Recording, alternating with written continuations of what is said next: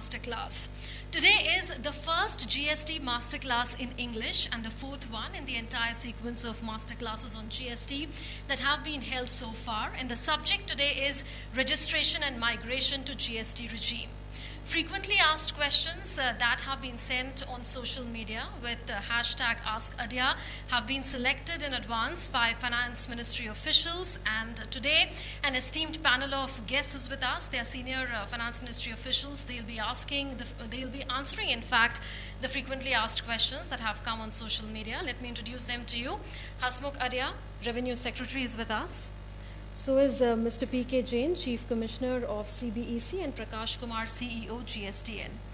To tell you a little about the format of today's session, there will be a brief presentation by Revenue Secretary Hasmukh Adhia and by the CEO of GSTN, Mr. Kumar, and that will be followed by FAQs being answered by the Finance Ministry officials and GSTN official, and after that, the floor will be open to questions. So let's get started with the presentation. Mr. Adhia.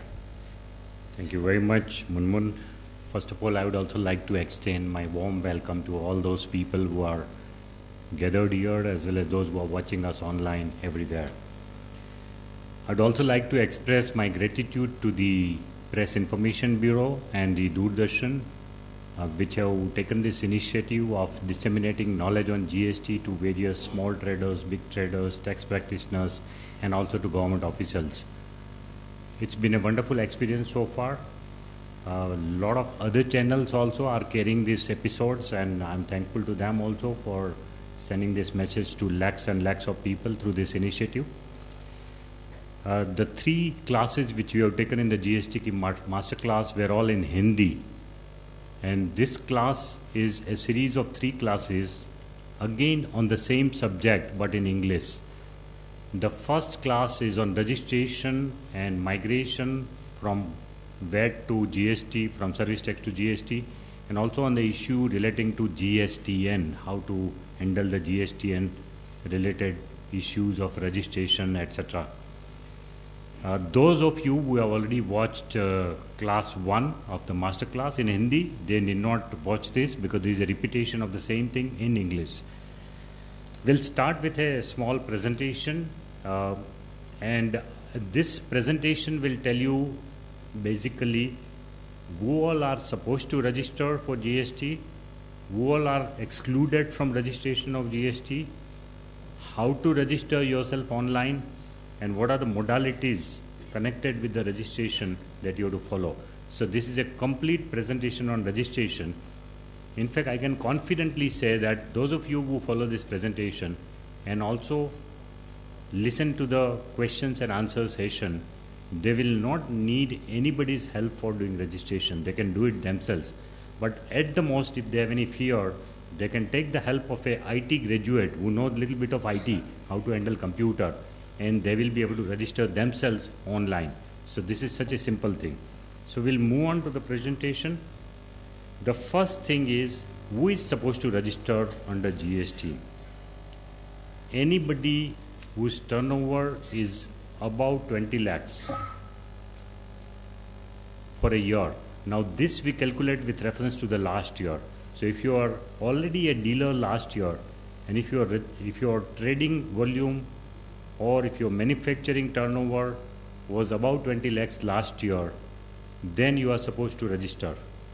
In case of special category states, which are hill states of Northeast, Himachal Pradesh, Uttaranchal and Jammu and Kashmir. In case of this 11 states, other than Jammu Kashmir, because in Jammu and Kashmir, although it is a special state, it has got a status of a special state, but they themselves prefer to keep the limit of 20 lakhs. So in Jammu and Kashmir, if you are a dealer, you have to register only if your turnover last year was more than 20 lakhs. In all other special category states, the limit is 10 lakhs. So if you are having turnover more than 10 lakhs, you are supposed to register. And for the rest of the country, it is 20 lakhs. When you talk about the turnover, what is it that we count in the turnover? The turnover will include not only the turnover of the taxable commodity that you are selling or manufacturing, but also the exempt commodities turnover which you are dealing with, also the turnover of export, and if you have done any interstate supply last year, then also that interstate supply turnover will also be counted for turnover. So it is total turnover that you have to count for the purpose of this 20 lakhs or 10 lakhs limit that you are given.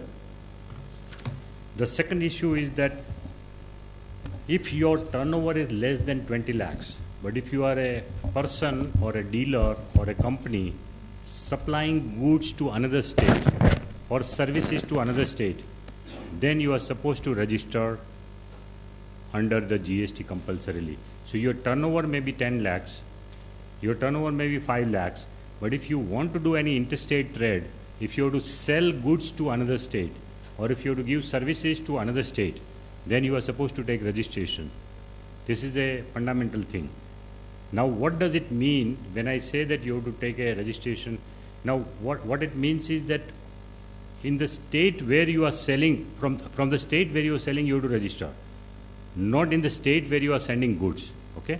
So, for example, if I am a dealer based in Haryana and if I am selling to Uttar Pradesh, then I have to register in Haryana, not in Uttar Pradesh. Uttar Pradesh, I am only sending goods. I am not selling from Uttar Pradesh. But if I have got a branch in Uttar Pradesh, then also I have to register in Uttar Pradesh also. But if you are selling only from one place to the rest of the country, anywhere in the country, if you are sending goods or services, then you are supposed to register definitely. So the 20 lakh limit does not apply if you want to do interstate trade. So that is one thing. The second thing is which I already explained, it is only to be done in the state from where the goods or services are supplied. So I may be an IT software company, but if I am supplying software, I am making software for the rest of the country sitting in one place, then only in that state he has to register. He can supply software sitting in one office to rest of the country, but he has to only take registration in that one state. The third category of people who are supposed to take registration is casual and non-resident taxable person. Suppose you want to register only for one-time episode because you have got a box contract, you are a contractor, you have got a contract from government and government insists that you should be registered, then you can be registered as a casual person. And there also the casual person, the limit of 20 lakh doesn't apply. If you want to do one-time business, even of 10 lakhs, then you have to take registration. So there also 20 lakh limit doesn't apply. Similarly, if you are a non-resident person coming to India for a short while and you want to do business, then you are supposed to take registration. 20 lakh limit does not apply. The next is if you are a person defined under the law with the responsibility to pay full tax under reverse charge, full tax under reverse charge. For example, there are certain category of people we have defined. If you are taking the transport service, if you are giving the transport service, then the responsibility is on the transport aggregator. So in that case, the transport aggregator has to take the registration. And if you are an electronic commerce operator, if you are having a e-commerce company or e-commerce, you are dealing in e-commerce, then also the e-commerce company, which is an electronic commerce aggregator, they also have to take compulsorily registration. And lastly, if you are an agent of somebody, then also you are supposed to take registration as an agent, because agent and principal relationship also has to be clarified. So those are the categories of people who are supposed to take registration. Now, who are the people who don't have to take registration? There are three categories of people here. First is the person who is engaged exclusively in exempt supply, non-taxable supply. So for example, there are a lot of commodities which are exempt. We have given a full list in the newspaper through an advertisement. Suppose milk is totally exempt. So if you are doing trading of milk only, then you don't have to register. You may be doing 100 crore of turnover of milk, but if it is the only item you are selling, then you don't have to register.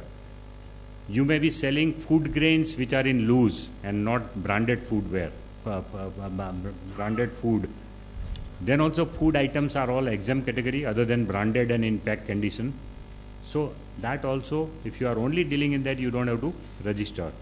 If you are simply dealing in petrol, diesel and not selling any lubricant at the petrol pump, because lubricants etc. are taxable under GST, but petrol, diesel are not taxable. Petrol, diesel, natural gas are not taxable.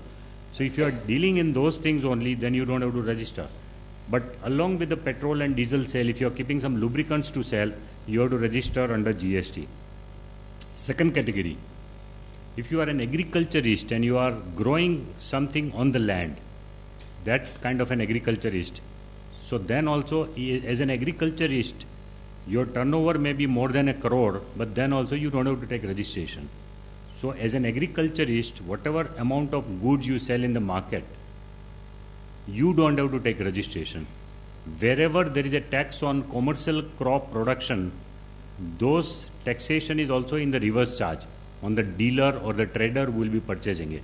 So the agriculturist per se, those who are cultivating the crops, for them it is not compulsory to register. They may not have to take registration. And finally, of course, those who are engaged exclusively in supplies which are under reverse charge mechanism. So if you have a responsibility to pay under reverse charge mechanism compulsorily, then you have to register. Okay. So those are the items which are compulsory. Those are the items. Sorry, you don't have to take registration in this case.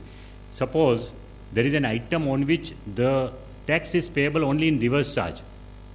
Okay. Then you don't have to take registration. You are the one who is giving services or goods, but the taxability is on the reverse charge only in that item, in which case you don't have to take registration. Then finally, of course, the next is that what are the details of registration? How do you take registration? The first thing is that all registrations are PAN based, which means permanent account number of income tax is a must for taking registration under GST. So your GST number itself will be having PAN contained into the number itself. So everybody who has got a PAN only can take GST registration. Anybody who has got a PAN can only take GST registration. The second thing is कि if you are actually doing business from more than one state, I'm not saying in more than one state, from more than one state, then in every single state where you are doing business from, you can take you have to take registration. So if you have got a branch in some other state, from where also you are selling your goods, you are storing your goods there, you have got a warehouse in another state, and you are also dispatching or selling goods from there, you have to take registration in that state also, right? But as I explained earlier, if you are simply sending goods to other states or giving services to other states, that itself is not good enough reason for you to register in other states. You have to only register in one state in that case. The third thing is कि in one state, with one PAN, you can take only one registration normally. One PAN, one registration. So you cannot split your units artificially. But if there are good enough reasons for you to split them, you have to apply for it. You have to take more than one registration for business verticals. So you may be running 3 different types of business. You are also selling crackers in the Diwali season. You are also selling, say, agro commodities throughout the year. And you may be also having a petrol pump. So if you've got 3 business vertical, you can ask for separate number for each one of them, but there are costs, there are issues involved with that. The moment you register them separately in one state itself, the transactions which are taking place between these 2 different entities of the same person will attract tax. So you have to then sort of treat them as independent units. And if your own unit is buying or selling good to another unit of yours, then the tax has to be paid. So you have to keep it in mind while you ask for registration in one state for more than one business. So that is something which can be done. In every registration, you have to give one principal place of business where all your records are supposed to be there. And then you are also supposed to give additional place of business in the registration form, which you can give at the time of registration. Any number of additional place of business you can give. So wherever there is a godown of yours, wherever there is a branch office of yours, at all this place, for all these places you have to give the details in the registration form. And finally, registration should be taken within 30 days of starting the business. So you can start the business to begin with if you are in a hurry to start the business, but you have to apply and get a registration number within 30 days. So there are certain businesses which were not under VAT or excise duty prior to 1st of July. Now all those businesses which were earlier not in the GST net, in the VAT or excise net, they are not migrated. They have to take new registration for the first time. For these people, the time available is only 1 month. So they should immediately apply and get a registration number before 30th of July. Otherwise, they will be penalized for doing their business without registration, and their business can also be stopped. So it's something which all this kind of traders who are for the first time coming into the tax net, they should remember that they have to apply in time and they have to take a registration within 30 days. Next. In the registration, there are core fields and there are other fields. There are 3 core fields which you are supposed to fill up. One is the legal name of business. So you can say Ram and Company, Shyam and Company, Rahim and Company, whatever name you want to give. That is your name of the business. The second is address of principal and additional place of business. Now these are core fields. And the third is addition, deletion, retirement of partners or directors. So whenever there is a change in the composition of the firm or in the composition of the board of directors of the company or in the ownership, etc., then you have to give details on this. Now these are the 3 fields which you cannot change yourself. These are called core fields of core fields of information. For changing this field, you have to go to the tax authority to which you are assigned, and you have to request, I want to change my ownership structure, I want to change the name of my business. These are the things which cannot be changed automatically by you. The tax authority has to approve your changes in these 3 core fields. Other than this, all other fields which are there, for example, the name of your bank account, you can change your bank account yourself. And these changes can be made, the other fields can be changed by you yourself anytime. So this is something which you must remember. Next. You can also take voluntary registration. You may be below 20 lakhs, but if you wish to, you can take voluntary registration. But what are the pros and cons of this?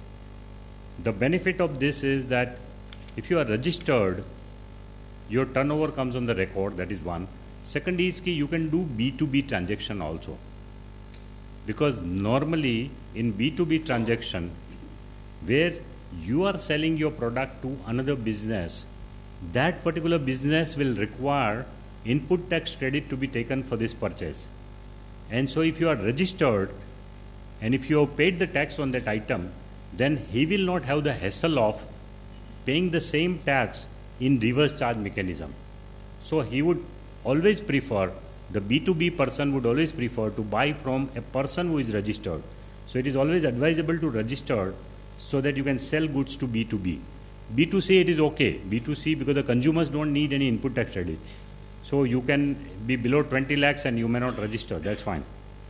The second benefit, as I told you, the registered dealer will not have to pay tax in reverse charge. If you are selling in B2B, the other person doesn't have to pay in reverse charge. What are the minus points of registering voluntarily? One, once you are registered, you are supposed to pay tax on the entire turnover. You cannot then claim exemption of 20 lakhs. Once you are registered, even if your turnover is 1 lakh rupees or 5 lakh rupees or 10 lakh rupees, whatever turnover you have, on that you are supposed to pay tax. So that is one thing. And secondly, even if there is nil transaction during the month, you are supposed to file your return in time. Now that is something which is another disadvantage with voluntary registration, but you have to weigh the pros and cons of this. Now this is the broad legal conceptual framework of the law and the rules that I explained to you. The main thing is how do you register online on the GST portal? What is the procedure for it? What is the mechanism for it? What is the mechanism for modifying the detail that you have given in your GST registration form? and what are the various issues associated with this, and what kind of a IT problems are you facing? All those things Prakash will cover in his presentation. I'll request Prakash Kumar to now take over. Thank you, sir. So you heard the legal aspects. Now I'll just take you through the GST portal, which has been created for registration, payment, return filing, and integrated GST settlement data processing. Now, what was being done till 30th June on VAT portal of 29 states, 7 union territories, and the portal of service tax and central excise will get done at one place. So there is one portal for the whole country for all GST taxpayers. You must have heard two different terms. One is enrollment, migration, and also now new registration. So my endeavor here will be to just tell you more about what these terms are and how we do these processes on the GST portal. Next. So enrollment is essentially for those who are already registered under state VAT, service tax, central excise, and other taxes which have been subsumed under GST. So the government started this enrollment process on 8th of November by issuing provisional ID at that time based on the TIN, tax identification number under then existing taxes, and the PAN. So these were the two things which were required, and a provisional ID was generated and shared with the tax authorities for onward sharing with the taxpayers. There is no fee charged for enrollment or the migration. And if one goes through the manual or the FAQs and is ready with documents, it doesn't take more than 10 to 15 minutes to fill up the entire form. Now, what is required to be done? One is what we call enrollment. Once you get your provisional ID and the token from your tax authority, you need to activate it. And that is what is called in common parlance as enrollment. So one has to go to the portal, gst.gov.in, use the provisional ID which has been given and the token, and after that, the system will ask for a mobile number and an email ID on which OTPs will be sent. Once you fill up the OTPs which were sent on both email as well as mobile, then the system basically enrolls you. Now, what is this provisional ID? Provisional ID is nothing but your GST identification number. At that time, it was called provisional ID because law had not come into effect. Now, what are the documents required for filling up Part B of the form, which is basically your business details, details of the promoters or partners, your principal place of business, bank account, and things of that sort. And these are basically the photographs of all the promoters. There are sizes given there, like 100 KB maximum for photo, for constitution of business 1 MB, and all one needs to do is to keep them ready, scan it, bring them into size. One problem which many people faced in the initial period was how to reduce this. So when you scan, there is something called DPI on your scanner. Just choose a lower DPI and you will be able to bring your document to this size. Once you have done this, your migration part is also complete for after the ARN is issued, and I'll just take you through that next process. Now, till yesterday, a total of 86,61,000 then existing taxpayers were issued provisional ID. So these provisional IDs are with the tax departments, and they have shared with the respective taxpayers. Out of that, 69.32 lakhs have already enrolled, which means they have come and they have activated their provisional ID, they have given their email, mobile number, etc.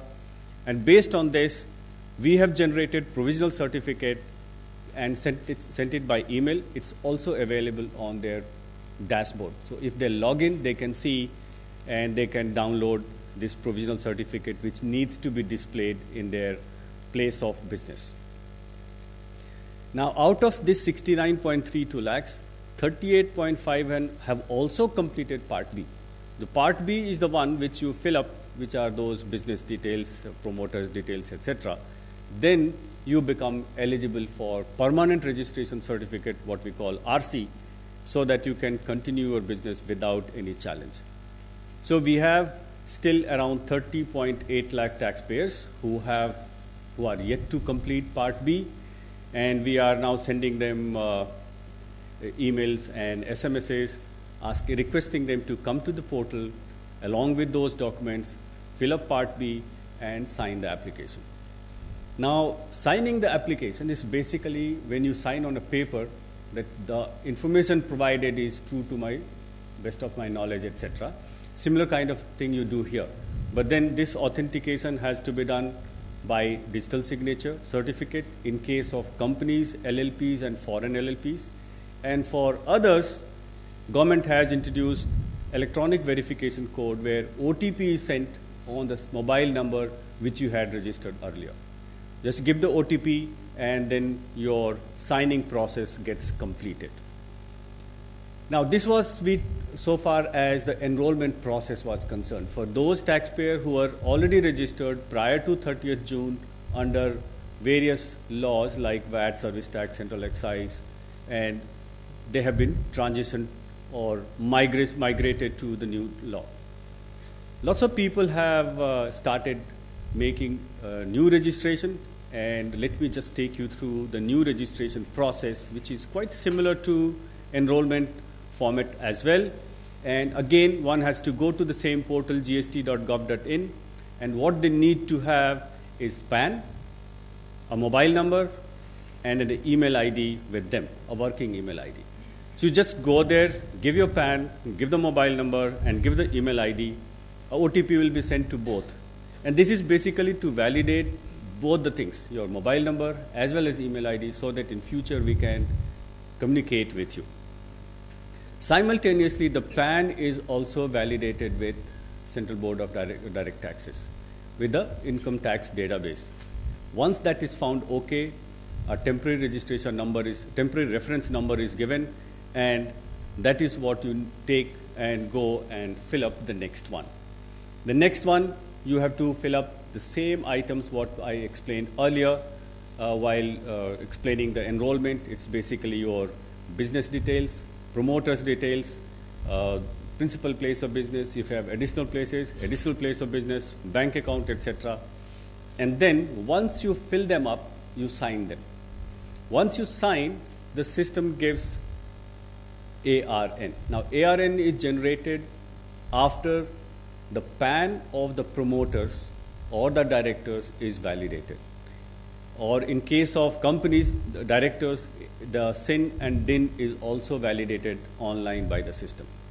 So in case there is an error, you get a message called validation error.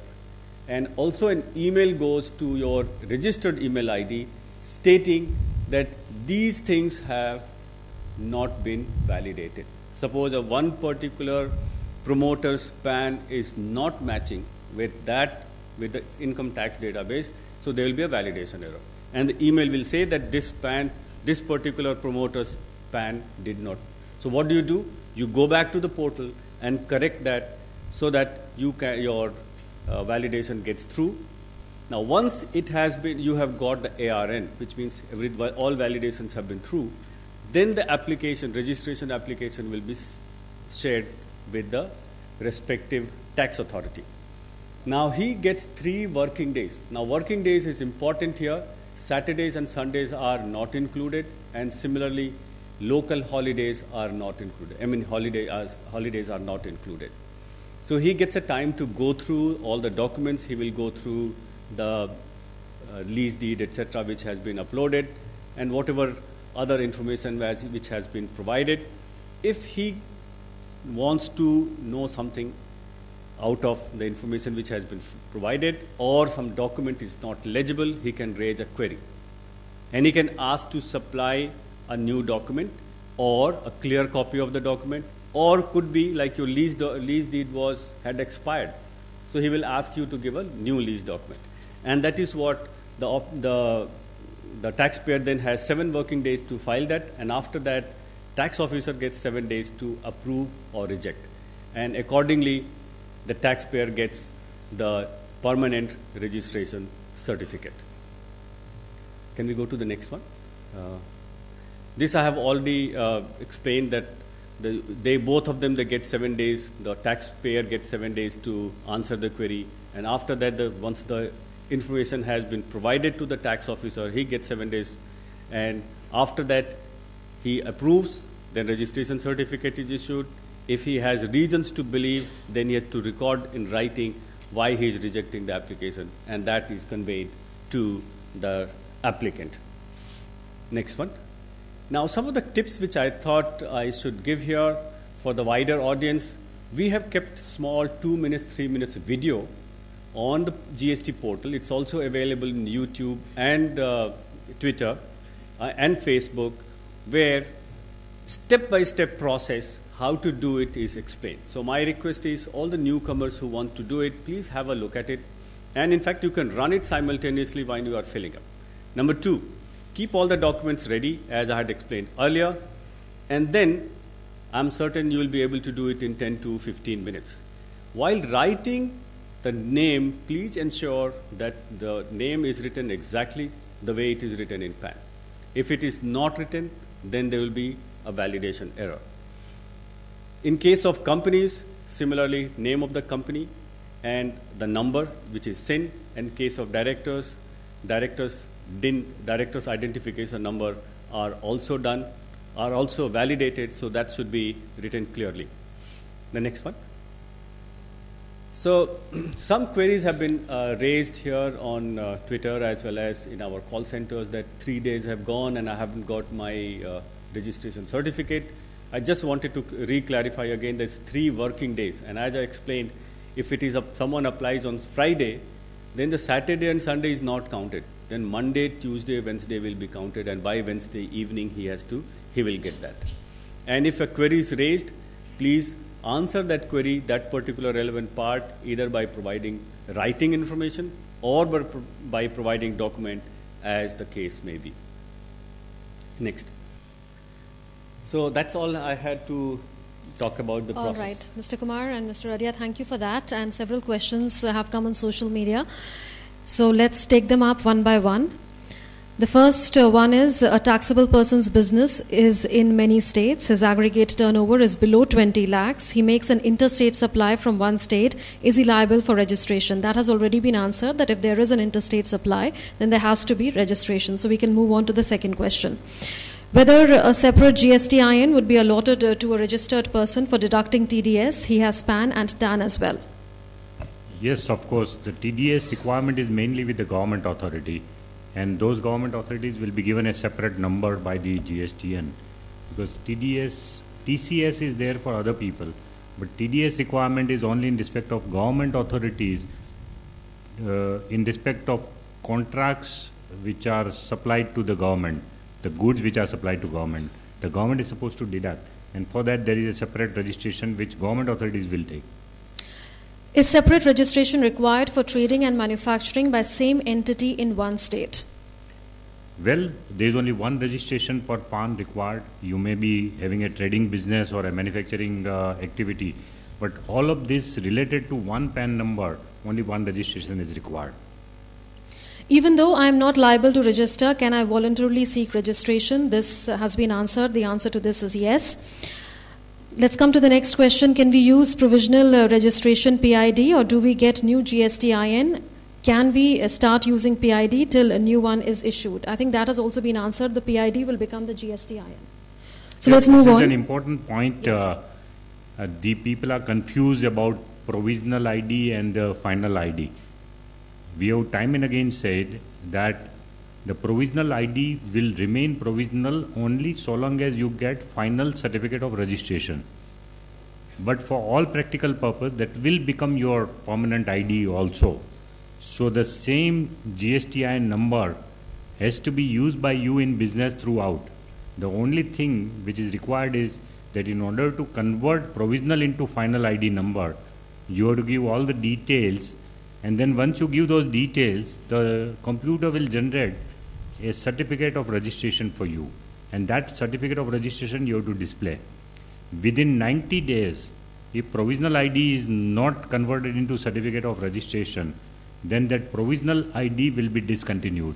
So people may like to note this, that yes, the same number will continue for life. So if you want to print your invoice book, your challan book, or your bill book, you can start printing them. That is the same number. It is not going to change.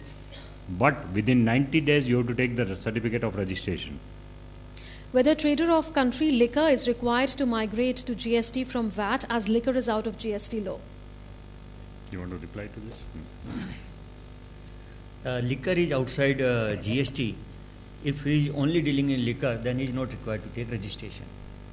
I have migrated under GST but want to register as ISD. Whether I can apply now and what is the procedure? Yes, there is separate requirement for registration for ISD. You have to apply again in registration number 1 form, and you have to say that I want a registration for ISD. ISD means input service distributor. So if you have got businesses where you have got accumulated credit in one place, then you can distribute your input tax credit to other units also. Now that person who does this is ISD. And ISD, for becoming an ISD, you have to take a separate registration number. So just on the portal, when you go and choose purpose, there is a one drop down menu is for ISD. And that you need to select that. Everything else remains the same. Okay. Is there an option to take centralized registration for services under GST law? Well, under the GST law, as I explained, earlier we had only service tax, which was one single tax levied by Government of India only. Now, service tax is also shared with the state governments. So the power to levy service tax is with all the state government. So just as earlier, the goods supplier, if he was doing business in more than one state, he was registering on all the states where he was doing business. Similarly, in case of services also, if you are supplying services from more than one state, then you are supposed to take registration in that state. But as I explained, I would like to again re-emphasize that if you are supplying services sitting in one place to rest of the country, then you don't need to take registration in all the state. But if you are actually having a branch and you are billing from some other state and also having a place of business in some other state from where also you are fulfilling your contracts or you are serving your customers, then in that state you have to take the registration. How long can I wait to register in GST? I think the entire procedure has been explained in detail. Then the other one is, what if I have to make corrections in my registration details with regard to core fields and non-core fields also? An explanation was given, but yes, that is available, and as the Revenue Secretary has explained, the core fields, one has to make an application online after logging in, and for non-core fields, he can do himself. This facility will be available from 17th of this month for both those who have enrolled and those who have newly registered. So again, the important announcement here is that the facility to change the details of non-core field or core field, that will be available online from 17th of July. So a lot of people are getting impatient that I have made a mistake in putting some of the details. So when do I change it? And a lot of Twitter messages and emails are coming. So those people may please wait till 17th of July. After a week or so, it will open, and then if you have to make an application for changing the core field, that is also available online. You make an application online, but it will go in the back end to the tax authority, and within 7 days either they will approve or they will raise a query. And for non-core field, you can yourself change it instantaneously, it will be accepted. I was a registered service tax assessee. One more yes, thing I wanted go ahead. to add, whatever changes you make, the system will keep the old data with us, so that all your past data and the new data both will be kept inside. Okay. I was a registered service tax assessee with an annual turnover of 12 lakh rupees. but I am now eligible for threshold exemption. Since I have migrated, do I become a taxable person? Well, if you migrated already, then you need to cancel it. So there is a simple procedure involved in the GSTN website where you can go and cancel it. If you are not above the threshold, if you are below the threshold and you want to cancel your migrated registration, you have to cancel it online. Will input service distributor be required to be separately registered other than the existing taxpayer registration? That has been answered, that the registration will need to be done separately. Is there any system to facilitate smaller dealers or dealers having no IT infrastructure? Well, actually you don't need any infrastructure for the GST. A lot of misgivings are spreading all around that you need to have a computer all the time in your office. You need to generate invoices online. Nothing like that. You can generate your invoices online. First of all, you need registration. Now, as we explained, registration is a 15-minute procedure. And if you don't have a computer, you don't have knowledge of computer, you can take the services of an IT graduate who knows a little bit of computer. He knows how to go to GST website, what details to give. He will fill it up for you. So you can go to a cyber cafe or to an IT graduate and he will help you with that. You need one-time help. Then you need computer and internet only once for filing the return in a month. And there also, if you are a composite dealer, the return filing for a composite dealer is only once in 3 months. So you will need computer and internet only once in 3 months. Otherwise, if you are not a composite dealer, you are above that and you are a regular registered person, then once in a month. So at the most, when you want to see your purchases, if you are a B2B type and you want to see your input tax credit also, then you will need twice. And third time, of course, for finally clicking the return. So 3 times in a month is all that you need computer for 10 minutes, 15 minutes. So, and still, if anybody has got any problem, we have requested our service tax, excise duty, VAT officers to function as GST Suvidha provider, Suvidha Kendras. And anybody can walk into these offices, there would be computer there. We have requested our officers to help them with filling up of registration details also. How will I as a citizen know if someone is registered under GST? Every taxable person is required to display his GST number in his name board or sign board of the business, and he is also required to display his registration certificate in his business premises. So a citizen can easily find out whether the person is registered or not. In case of composition dealer, he has also to mention that he is a composition dealer and he is not required to, and he is not entitled to collect tax from the taxpayer. So that is the legal requirement. So citizen can easily find out whether the person from whom he is buying is entitled to collect tax from him or not. So if the person is a composition dealer, they need to have a signboard saying that they are in the composition scheme, is it? Scheme, yes. And they are not supposed to collect the tax. It's very important because if you are unregistered dealer, you are not supposed to charge any tax in the bill that you give. The bill will be only the total value of supply, inclusive of taxes which have been paid in the input tax side. So you are not supposed to put any tax separately if you are unregistered dealer. And if you are a composite dealer, then also same thing. You are not supposed to put any taxation on the bill of, on your invoice. You call it bill of supply without any tax calculation. So he will give the total bill of the total value. So some people may become impatient. I went to so-and-so dealer and he did not add any tax. So that means he has avoided GST. It's not like that. The GST would come to us at least up to the wholesaler stage. So GST would have come to us in any case. What we are exempt is only the GST on the retailer's margin. That is what we are exempting. And we are saying instead of that, the retailer will pay only 1% lump sum on the turnover for the composite dealer. That is what we are saying. Okay? So people should not get confused. The small retailers who are in composition scheme, they may not give you a bill with tax detail, that 12% GST, 18% GST. But don't get confused. This is for the public in general. Okay? Who are the persons for whom special provisions of registration are made? I already mentioned it, the TDS, the TCS, casual taxable person, etc. Those are the special. Also for the UN specialized agency, but this is not of importance to general public. What if my rental income is 5 lakh rupees and I am providing exempt service of 18 lakh rupees in a year? Will I be liable to register?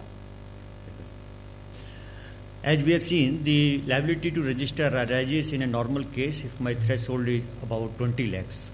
This 20 lakhs include all supplies, whether for export, exempted, taxable or non-taxable. In this case, the exempted supplies of 18 lakhs and taxable supplies of 5 lakhs. So total becomes 23 lakhs. Since the aggregate supply is more than 20 lakhs, he is required to take registration.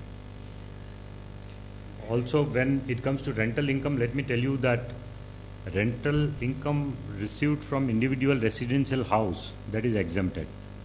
But if you have given your unit to a commercial enterprise, then it is taxable. So if you are getting more than 20 lakhs of rent from a commercial unit, if you have given it for commercial purpose, for a shop or for an office, and if your income, rental income is more than 20 lakhs per annum, then you are supposed to register and pay the tax. Provisional ID not received, how do I find it? So as I explained earlier, provisional ID is created by the GST system based on request which comes from the tax department with TIN and the PAN, and the tax department only distributes. So they have adopted two modes. Majority of the tax departments, they keep it on their portal. So once they log in, like service tax pay, he logs in on his service tax portal, he sees that this is the new provisional ID for him and the token, and from there itself he can go. In few states they have given by hand as well. So in case someone hasn't got it and he was registered earlier with VAT or service tax or the central excise, he needs to contact his tax authority immediately.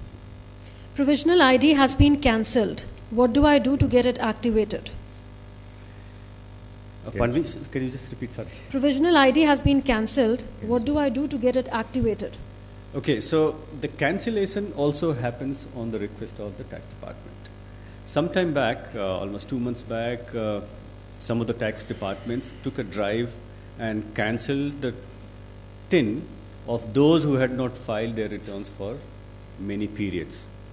So that number was around 5.5 lakh, and later on those people represented, they filed, and majority of them have been restored. So my advice to such taxpayers is they should go back to the portal of their old department, the tax department, and check. In most of the cases, it has been restored. If it is not restored, that tax department will get it done. My PAN has changed. How do I get it incorporated in provisional ID? This has happened in case a person who was proprietor and he is no more, and then the concern or the firm passes on to his son or daughter.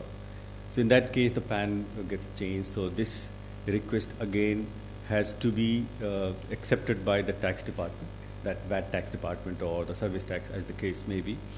And that request comes to us.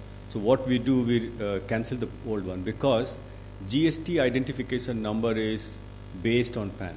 So if PAN changes, your GST also gets changed. So the process is they need to contact the tax department, and we have done quite a number of such cases where the PAN has changed. Other case of PAN change is where a partnership, they decide to convert it into a company or vice versa. So only the tax authority who was earlier assessing them, they have to first confirm that yes, there is a requirement of PAN change, and then that comes to us, and then the process followed is cancel the old one and give a new one.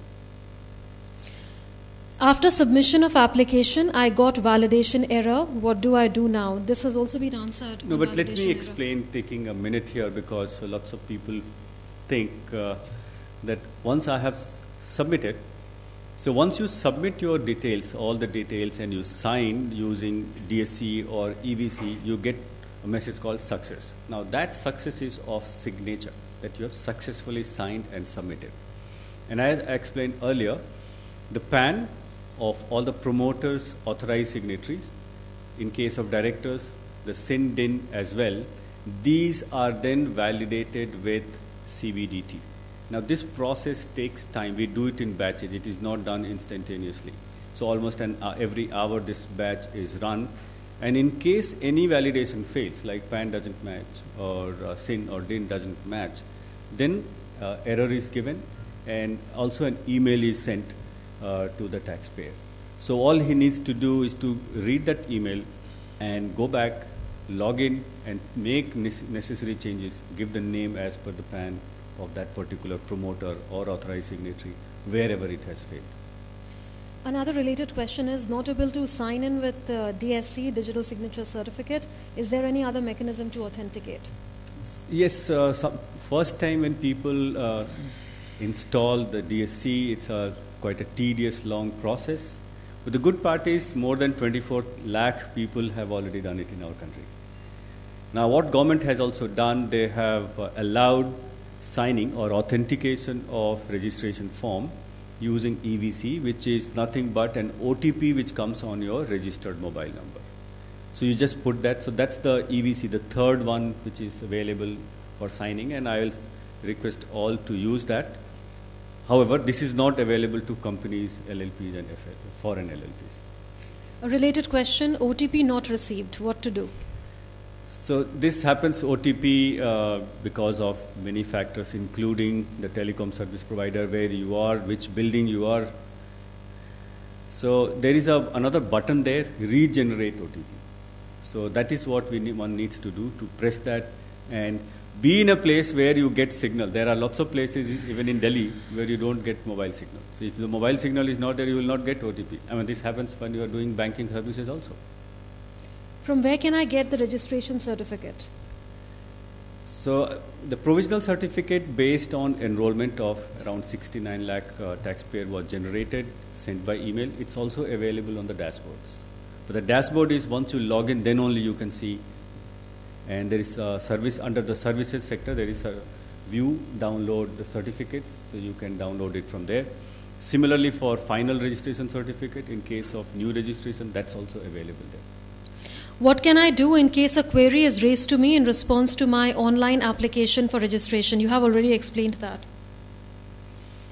So while explaining the process of registration, I had mentioned that the officer, when he looks at the registration application, so he goes through all the details which have been filed or submitted about the promoters, principal place of business, additional place of business, etc. Now, in case of place of business, they look at the lease deed. How did you lease deed, or there are other documents which are provided. So if, as I had explained earlier, if the lease deed is old, it has already expired, or it's not legible, now in those cases you will ask for additional information. So these are some of the cases where additional information or the new lease deed will be asked, and the taxpayer gets 7 working days, which means leaving aside Saturday, Sunday and holidays, to provide that application again electronically on the same portal.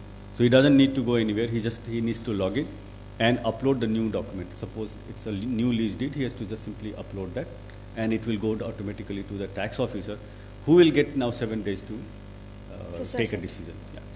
One thing is, the officer can raise queries only once. He cannot do it in piecemeal basis, like one query at a time. All the queries have to be raised in one go, and all the replies are provided in one go. I deal in more than 5 items, whereas form allows only 5 items for HSN code-wise entry. What do? I think that has already been mentioned, that 5 major items need to be mentioned, and not all. This is a very common question asked by many, where the form only allows 5 items of your trading or manufacturing to be entered. Doesn't matter, you may be manufacturing or trading in hundreds of items. We want 5 main items to come there. Okay, so that is all that you can do. You can still, it doesn't mean that you cannot trade in other items. You can still do it. Okay? Authorized signatory of tax practitioner is not sharing user ID and password. What to do? This is a very tricky question. Sometimes we trust our tax practitioners, and they get the mobile number and password, and they get the login and password. And when we want to do it ourselves, they don't want to part with it unless we pay some fees or etc. This should not normally happen, but if it happens, then you have to go to your tax authority and say that please generate a new login and ID for me. The tax authority has to send a request to GSTN, and GSTN will have to give you new login and password.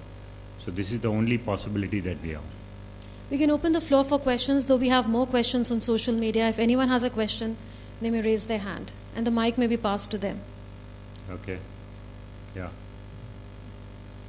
Sir एक सवाल मेरा है कि किसी trader के पास आप जाते हैं English. This is a class for English, so maybe next time.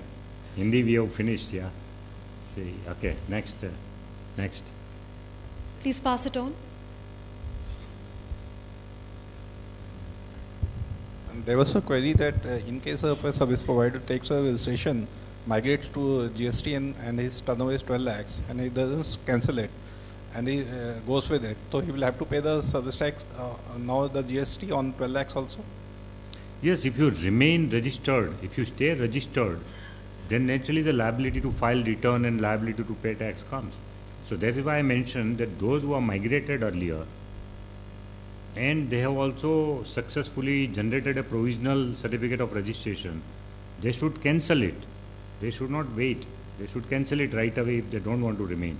Okay. Second question is that there was a query that if 18 lakhs is the exempted turnover and 5 lakhs is the taxable turnover, he will have to take a registration.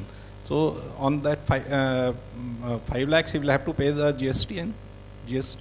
No, not on the exempt turnover. His not on the exempted turnover, but no, his tax lab, he has to register if his taxable as well as exempt turnover is more than 20 lakhs. Right. But the tax payment liability is only on the taxable commodity, except in case of composition. In case of composition, you have to pay total, the turnover tax on the total turnover. Thank you. Sir, myself Arjun, this is from UNI. Suppose someone was providing some services and he was earning around 7 to 8 lakhs. Earlier he had to he had to pay the service tax. Now the limit is 20 lakhs and he is still earning 10 lakhs or 8 lakhs like that. Then is it compulsory for him or her to migrate to GST, or he or she should do nothing? No. Look, first of all, also earlier also under service tax also the exemption limit was 10 lakhs. But suppose his turnover is now between 10 and 20 also, then also if he is already migrated, then he has to cancel it. But it is not compulsory for him to register. Any other questions? He need not. No? Voluntarily he can register, but he need not. Yeah. Okay, there's one person who wants to ask a question there. Sir, I am a registered service provider. I want to register as a GST practitioner. So is it possible for me to go for the two registrations together? I am providing from Delhi only. No, the registration for tax practitioner. See, both are separate. So Yeah. one is as a provider of services, and the second is as a practitioner. Yes. So practitioner, you are not registering, you are enrolling. There is a subtle difference. Okay. As a law person, you will understand. Whereas as a service provider, you are getting registered, and then you will have liability to pay taxes, GST. I am already paying taxes, but can I club the GST practitioner in my services? No, you can't. For registering, enrolling as a practitioner, GST practitioner, there is a separate registration procedure available online. Okay. That is also now Separate. going to be available from 17th Yes, sir. July. So it is to be available from 17th July. So you can enroll as a tax practitioner. That is a separate thing. After enrolling, if your total turnover is more than 20 lakhs in a year, then you should also register separately as a dealer, as a service tax practitioner. So you have to register under GSTIN. You have to take a GSTIN number also. In the other one, you will get an enrollment number. Okay, we won't be able to take any more questions because that's all the time that we have for this. So we'll thank you, Mr. Adhia, Mr. Jain, and Mr. Kumar for having joined us for this session. Tomorrow we'll be joining you live at 4:30 p.m. on Doordarshan Network as well as on the various social media handles of PIB, that is on Twitter, on YouTube, on Facebook, and you can also watch the live webcast tomorrow as well on pib.nic.in. That is the website of the PIB. Tomorrow the topic will be transition and invoice making. So if you have any questions, tweet with #AskAdhia. Thank you so much for watching.